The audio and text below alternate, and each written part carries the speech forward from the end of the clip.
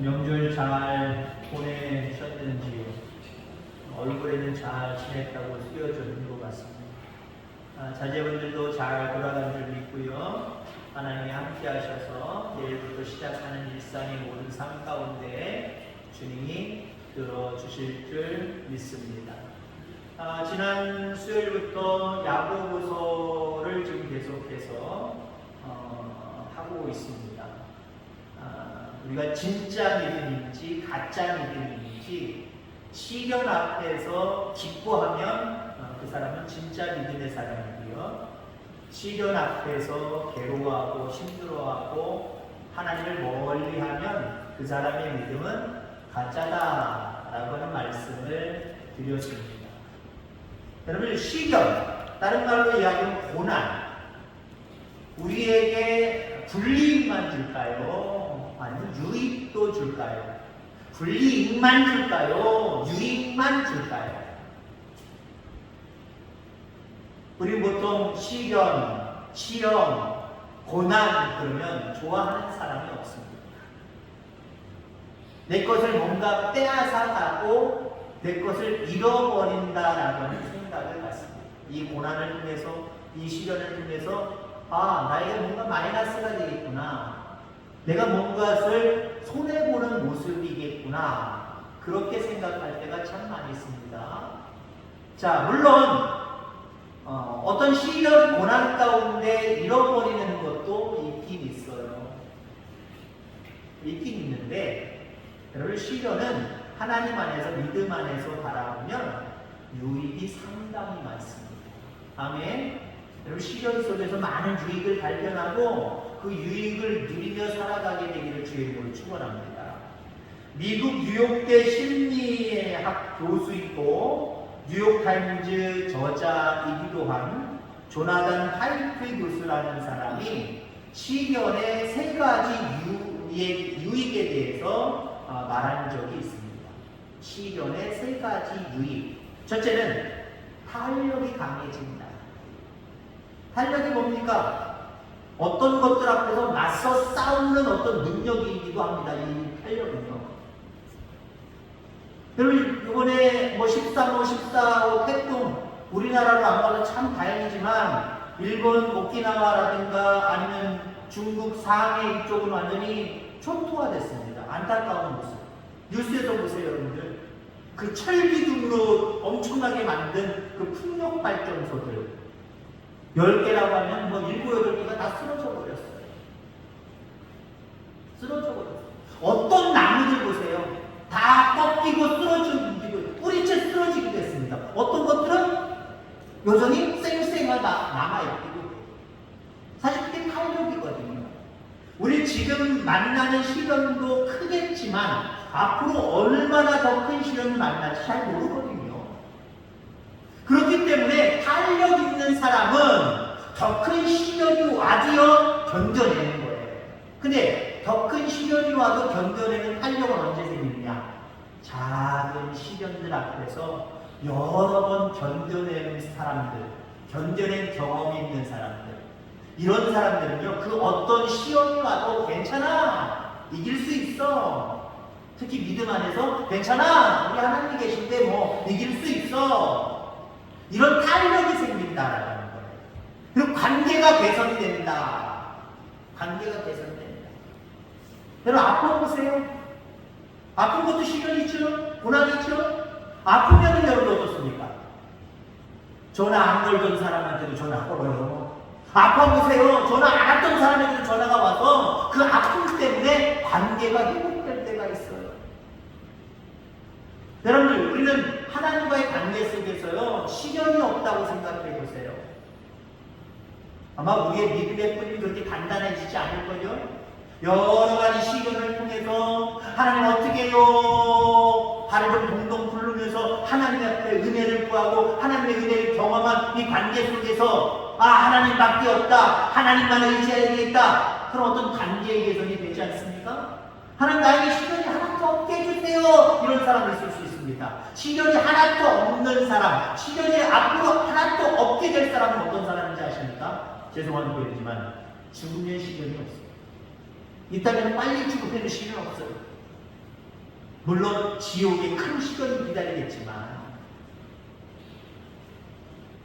여러분들 시련 가운데 관계가 회복된다라고 하면 관계가 강화될 수 있다라고 하는 겁니다. 그리고 시련을 통하여서 또 하나의 유익은 무엇이냐? 우선권과 가치관이 달라진다.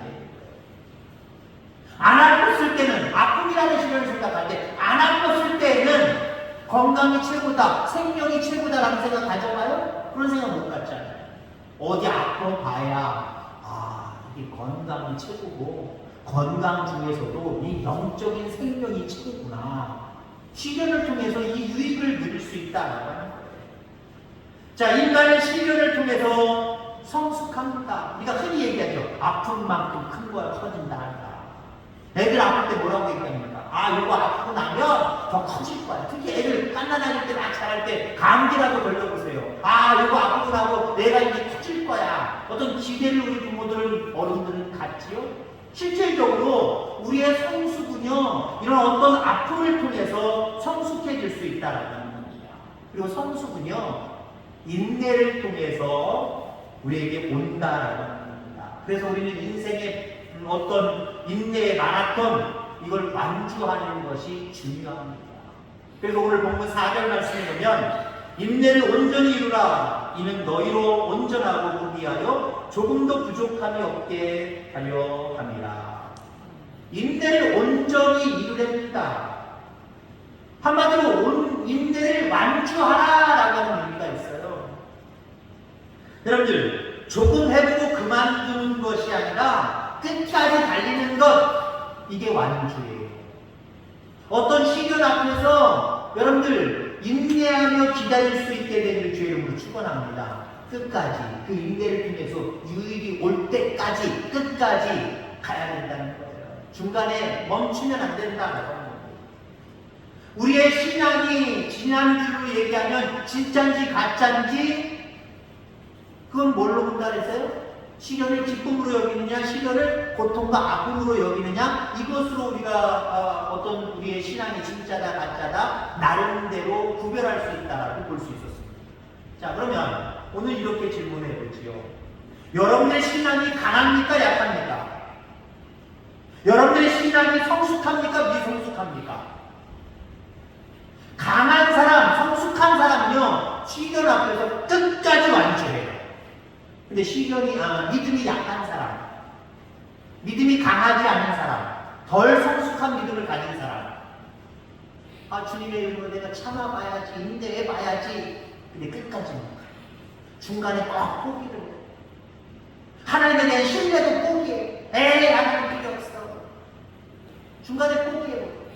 여러분들의 믿음이 성숙하고 강한 믿음이기를 주의 이름으로 축원합니다. 그렇다고 한다면 어떤 시련 앞에 그것을 통해서 하나님이 내게 유익을 줄 때까지 끝까지 완주할 수 있는 여러분들 다 되어지기를 주의 이름으로 축원합니다. 예수님 보세요. 예수님의 시련, 예수님 앞에 놓여져 있는 시련, 그 시련 중에 가장 큰 시련은 뭡니까? 십자가의 시련이잖아요. 그 십자가의 시련 앞에서 예수님이 어떻게 하셨습니까?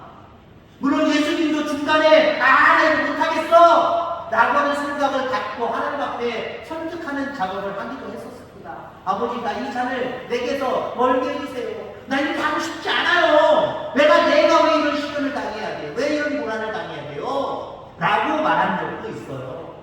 그러나 예수님은 그 십자가의 시련 앞에서도 끝까지 완주하셨어요. 완주함으로 말미암아 어떻게 되셨습니까? 3일 만에 부활하셨고요. 이 땅에 40일 동안 계셨습니다만 다시 하늘 보좌에 오르셔서 지금도 왕노릇하시며 이제 마침내 우리들 가운데 그 언젠가 다시 오실 겁니다. 새 나라를 들고 이 땅에 다시 오실 겁니다. 여러분, 예수님께서 그 고난을 끝까지 완주하신 이유가 무엇일까요? 여러분들, 이 모든 모습들은요, 앞으로 받으실 그 영광을 생각하셨기 때문에 그래요. 앞서서 얘기한 것처럼 다시 부활해서 영원한 생명의 나라로 다시 그 보좌에 오르시는 이 영광을 위해서, 아버지의 영광을 위해서 그는 끝까지 그 시련의 모든 고통을 완주하셨다. 여러분, 시련을 통해서 하나님은 우리가 하나님 앞에 영광 올려드리기를 원하십니다.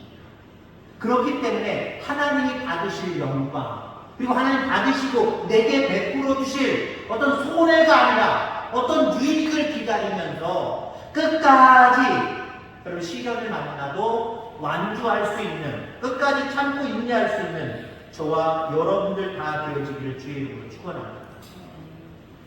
믿음은 인내를 통해서 강화되는 거예요. 다시 말해서 어떤 시련을 만났을 때 인내하고 참고 견디는 것, 이것을 통해서 우리의 믿음이 그만큼 더 강해진다라는 거예요. 그럼 어떤 사람이 이렇게 질문할 거예요. 목사님, 그럼 어떤 시련이 오면 무조건 참으면 되나요? 무조건 참으면 되나요? 아니요. 무조건 참으면 조금 어리석은 거예요. 하나님 시련을 통해서 우리에게 유익을 주시는구나. 하나님 영광 받으시는구나. 그럼 내게 시련이 오면 무조건 참아야지. 무조건 참아야 돼. 아니요, 무조건 참는 게 아니에요. 그래서 5절 말씀에 우리에게 이렇게 말씀해 주고 있습니다. 너희 중에 누구든지 지혜가 부족하거든 모든 사람에게 후히 주시고 꾸짖지 아니하시는 하나님께 구하라. 그리하면 주시리라. 라고 말씀을 하고 있습니다. 시련 속에서 무조건 참기만 하는 것이 아니라 시련 속에서 어떻게 해야 되는지, 이 상황 속에서 어떻게 해야 되는지 하나님 알려주세요. 하나님께 구하며 참는 거예요. 그럴 때 하나님께서 그 시련 앞에서 우리에게 무엇을 어떻게 행할지 우리에게 말씀해 주신다. 그게 지혜예요. 그걸 통해서 우리에게 유익이 오는 거예요.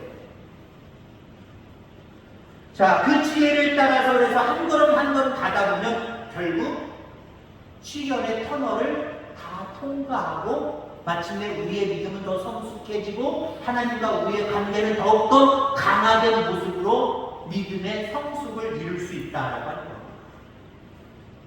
어떤 사람들은 내 앞에 있는 시련을 좀 빨리 좀 없애주세요. 없게도 해주시지만 지금 어쩔 수 없이 내 앞에 시련이 있는데 하나님 이것 좀 빨리 없애주세요. 이렇게 기도하는 경우가 있어요. 시련에는 하나님의 의도된 계획이 반드시 있습니다. 그 계획이 이루어질 때까지 그 계획이 없어질 때, 그 어떤 시련이 없어져 버린다고 한다면요, 그건 은혜가 아니에요. 그러니까 우리는 어떤 시련 앞에서 이 시련만 제발 사라지게 해주옵소서, 이 기도는 될 수 있으면 하지 마시기 바랍니다. 이 시련을 통해서 하는 나에게 어떤 신앙의 성숙과 하나님과 함께 더 가까워지는 이 강화의 은혜를 나에게 허락하시려고 하십니까? 어찌됐든 이 시련 앞에 내게 지혜를 주셔서 이 시련을 하나님이 주신 모습을 통해서 완주하게 하시고 참아내게 하셔서 마침내 그래서 하나님이 나한테 이런 시련을 주셨었구나 깨닫게 하여 주옵소서. 이게 훨씬 더 성숙된 그리스도인의 기도임을 기억하기를 주의 이름으로 축원합니다. 만약 하나님께서 이 시련만 빨리 지금 없애주세요, 그럼 하나님 바로 응답해 주신다고 하면 우리는 어떤 모습으로 신앙생활하느냐? 하나님은 도깨비 방망이 갖고 계신 분이구나, 내가 원하면 뚝딱 해서 해결해 주시는구나. 거기에는요, 하나님께 대한 어떤 강한 신뢰감이 들지 않아요. 왜? 인생을 살다 보면 또 많은 시련을 만나거든요. 시련을 만날 때마다 뚝딱뚝딱 다 해결된다고 한다면 그게 얼마나 좋아요. 그러나 그렇게 되지 않거든요. 그럴 때 믿음은 하나님과의 관계가 강화되지 않은 상태에서 어떤 문제가 조금 해결되고 다음의 문제를 만났을 때는요, 하나님을 의존하기보다는요, 먼저 세상을 의존하다 보고 나중에 지난번에 이랬으니까 하나님 또 들어주시려나 그때서 한번 생각해보고 또 간단한 해결법을 하나님 앞에 구할 때가 있어요. 그런 모습으로는요, 우리의 신앙이 하나님과의 관계가 더욱더 강화될 수 없음을 기억하시기 바랍니다. 마태복음 6장 34절에 보니까 그러므로 내일 일을 위하여 염려하지 말라. 내일 일은 내일이 염려할 것이요 한날의 괴로움은 그날의 족하니라. 한날의 괴로움, 시련을 통해서 하나님을 의지하게 하시고 인내하게 하시고 믿음으로 한 걸음 한 걸음씩 걸어가게 하셔서 하나님과의 관계가 성숙되게 하나님은 만드시는 거예요. 그게 우리 가운데 시련을 주시는 이유입니다. 하나님과 더 깊은 관계를 맺게 하려고 이 시련을 주시는구나. 여러분 그렇잖아요. 남자들은요 함께 군대 들어가서 훈련받고 죽을 고비를 넘긴, 전쟁을 치렀다고 하는 그 죽을 고비를 넘긴 그 전후회라고 하는 게 상당히 크거든요. 상당히 크거든요. 같이 무엇을 해봤다라고 하는 것, 이게 대단히 우리의 마음속에는 오래 남는 거예요. 시련 가운데 있으면서 하나님을 부르짖고 하나님 앞에 그 모든 지혜를 통하여서 시련을 극복했다고 한다면 그 하나님의 은혜에 대한 생각을 쉽게 잊어버릴 수가 없어요. 그 하나님 존재에 대한 그 모습을 쉽게 잊어버릴 수가 없습니다. 고통에는 네 종류가 있다고 합니다. 징계의 고통. 예를 들면 요나지요. 하나님 말씀 안 들으니까 야 너 니느웨로 가서 그들에게 회개를 외치고 복음을 증거해. 아 나는 저 사람들한테 갈 수 없습니다. 민족적으로나 나 개인적으로나 저 사람들 싫어해요. 다시스로 가고 그랬잖아요. 다시스로 가면 배를 타고 그랬잖아요. 하나님 말씀 안 듣고 불순종하니까 하나님이 풍랑을 만나게 하셔서 물고기 뱃속에 들어가는 아주 큰 시련을 요나에게 허락하셨지요. 이러한 어떤 시련은 무엇이냐? 징계의 고통이라는 거예요. 까다로운 고통이 있을 수가 있어요. 나 신앙생활 잘하는데 하나님 앞에 특별히 뭐 잘못은 없는데 왜 나한테 이런 시련이 오지? 욥이 당한 시련. 정말 의로운 사람이었습니다. 신앙생활 잘하는 사람이었습니다. 그런데 갑자기 느닷없이 모든 재산 다 잃고 모든 가족들 다 잃고 자기 아내까지 자기를 저주하고 떠나버리고 자기 몸에는 악창이 걸리고 이게 도대체 이유가 뭐예요? 사실 이유가 없어요. 이유 없이 까닭 없이 오는 시련이 있을 수 있다는 겁니다. 바로 살기 때문에 당하는 고난도 있어요. 바울이 그랬죠. 예수님을 만나고 오직 난 복음을 증거하는 삶을 살리라 라고 하면서 복음만 증거하고 살았는데 바울 앞에는 고난이 많았잖아요. 돌 맞아 죽을 뻔한 것도 여러 번이었고요. 감옥에 들어간 것도 여러 차례였고요. 얼마나 많은 고난을 당합니까? 자기 의롭게 잘 살고 있는데 하나님 뜻대로 살고 있는데 이런 고난이 있을 수도 있어요. 또 누구나 당하는 고난도 있을 수 있습니다. 비가 이렇게 쏟아지고 바람이 이렇게 불면 예수님 믿는 사람들은 바람의 영향 안 받습니까? 똑같이 받아요. 하나님의 인생 가운데 병들게 하시고 때로는 죽음의 위기 가운데 또 죽음을 맛보게 하시고 이 모든 것들 모든 사람들이 맛보는 고통이에요. 일반적인 고통이란 말이에요. 누구나 맛보는 고통 우리 모두에게도 있습니다. 자 그렇다고 한다면 이런 고통 앞에서 우리는 어떻게 해야 되느냐? 정말 지혜로운 사람, 믿음의 사람은 어떻게 해야 되느냐? 우선 징계의 고통이라 했습니다. 첫 번째 징계의 고통. 뭐 잘못했을 때. 여러분 이 고통 가운데 하나님 앞에 어떤 지혜를 구해야 되냐면 회개의 지혜를 구해야 돼요. 하나님 내가 뭘 잘못했습니까? 무엇을 잘못했길래 나한테 이런 시련이 왔습니까? 하나님 생각났습니다. 하나님 생각나게 해주셔서 감사합니다. 내가 이렇게 잘못했군요. 하나님 죽여주시옵소서 라고 회개하셔야 돼요. 그 회개의 지혜가 내게 오면 우리는 그 고난 가운데서 하나님이 의도하시는 대로 하나님 앞에 회개했기 때문에 하나님과의 관계가 더 깊어지고요. 그 회개를 통하여서 그 시련은 금방 떠나가게 될 줄 분명히 믿습니다. 까닭없이 오는 고통, 까닭없이 오는 고통, 욥이 당하는 고통과 같은 그 고통. 여러분들 그 고통 가운데 있다고 한다면 결국 잘 되게 될 거다라고 하는 그 지혜를 얻을 수 있게 되기를 주님을 축원합니다. 내가 왜 까닭없이 이런 고통을 당하지? 그러나 나는 반드시 뜻이 있을 거야. 하나님 이 시험 가운데 함께 하셔서 오히려 배가 되게 하실 거야. 창대하게 하실 거야. 이 믿음을 얻는 지혜가 여러분들 가운데 있게 되기를 주님을 축원합니다. 까닭없이 당하는 고통 가운데 한번 기도를 끝까지 정주해 보세요. 그러면 욕과 같이 되잖아요. 모든 것을 회복하잖아요. 배가 되잖아요. 하나님이 그만큼 그의 믿음도 인정하실 뿐만 아니라 잃어버렸던 모든 것들을 회복하시고 능력하는, 더 튼실하게 하는 하나님의 놀라운 축복이 그에게 있었잖아요. 그렇습니다. 까닭없이 당하는 고난 가운데도 왜 나만 겪는 고난이라고 하나님 원망하고 미워하지 마시고요. 나 왜 까닭없이 왜 이렇게 고난을 당하지? 다 이유가 있을 텐데,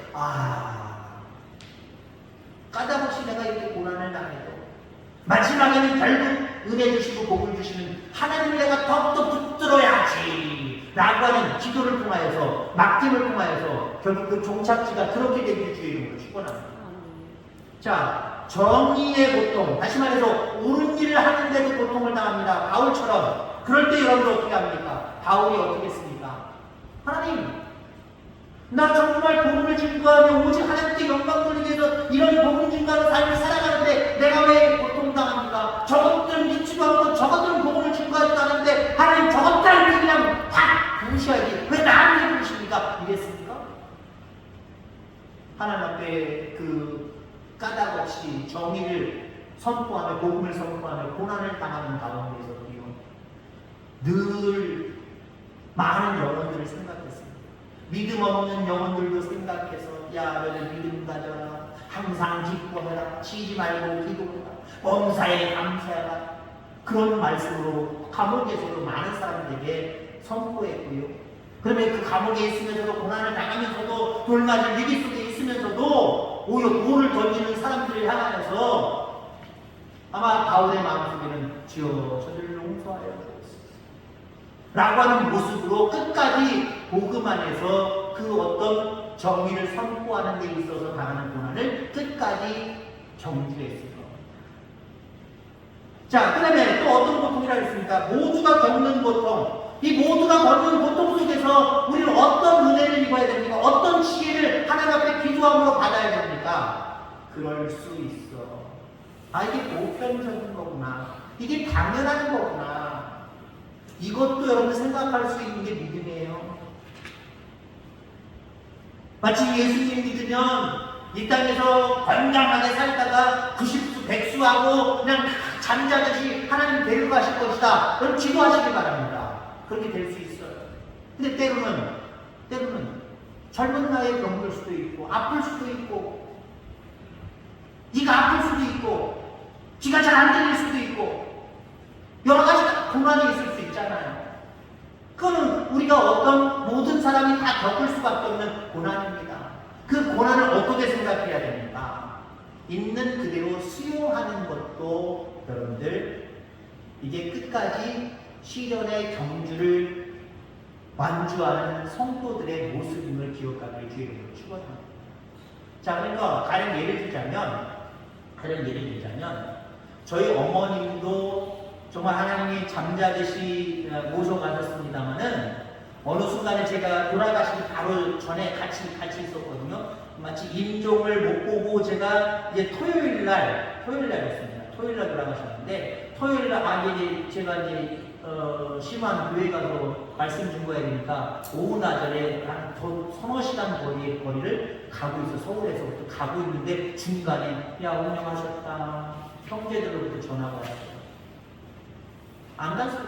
알았습니다. 전 내려가는 중이니까 내일 주일이니까 주일 예배 드리고 올라오겠습니다. 알아서들 잘 상 준비하십시오. 장례 준비하십시오. 아무튼 그 전까지는 봤었거든요. 근데 저희 어머님이 간혹가다 깜짝깜짝 놀라실 때가 있어요.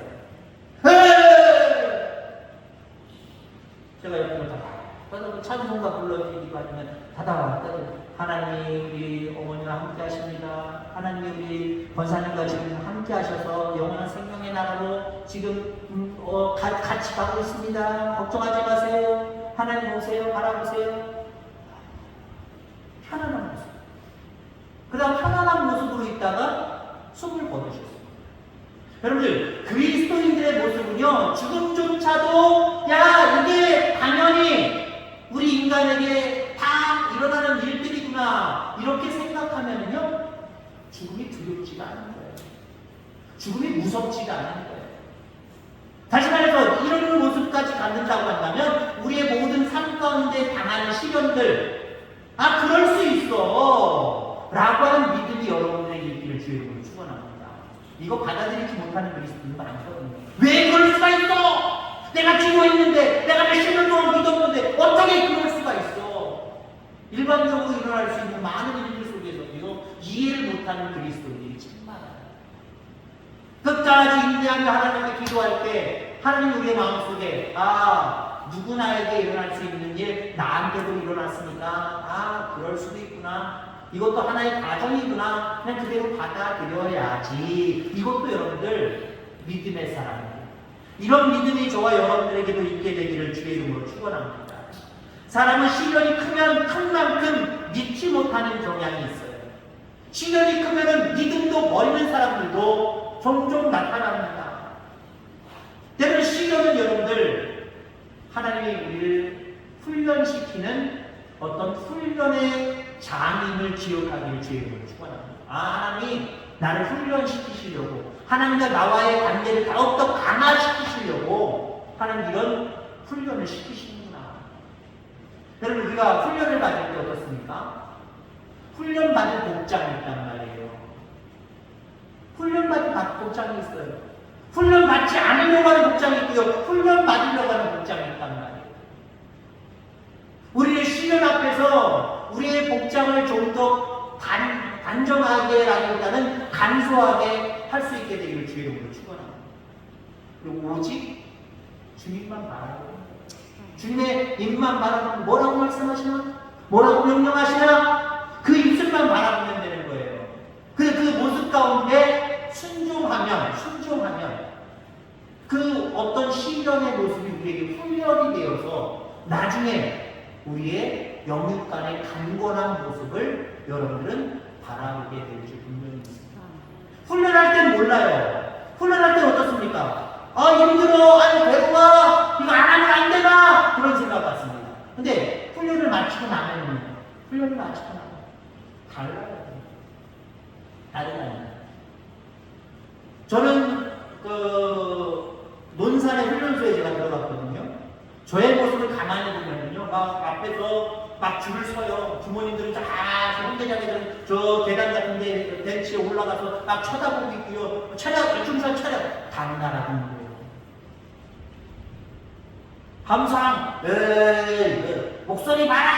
또 훈육관들도요, 부모님 와 계시니까 너무 강하게는 못해요. 근데 보세요, 저 건물 쪽으로 가라 그래요. 논산을 해서 건물 쪽으로 이렇게 돌아서 건물 쪽 가면 이제 여기서부터 보세요, 부모님들이 안 보이거든요. 죄송하지만 막 욕을 하면서 엎드려 뻗쳐 일어나, 이것들이 빠져가지고 거기서부터 시작이 되는 거예요. 거기서부터 시작이 돼서 한 5주간 훈련을 받습니다. 5주간 훈련 받고 부모님 초대해서 이제 퇴소식하고 각자 이제는 자리 배치를 받는 겁니다. 완전히 달라져 있어요. 제가 개인적으로 제 훈련의 모습을 바라보고 우리 자녀들의 모습들을 바라보면 완전히 다른 아이들로 변화되어 있어요. 훈련의 힘이 그 정도로 큰 거예요. 근데 훈련받는 분들 보세요. 좋아할 사람 어디 있습니까? 싫어요. 다. 왜 훈련받아요? 이렇게 훈련받아야 나라를 지킬 수 있나? 이렇게 안 해도 돼요. 나라를 지킬 수 있는 건 아닌가? 라고 생각을 합니다.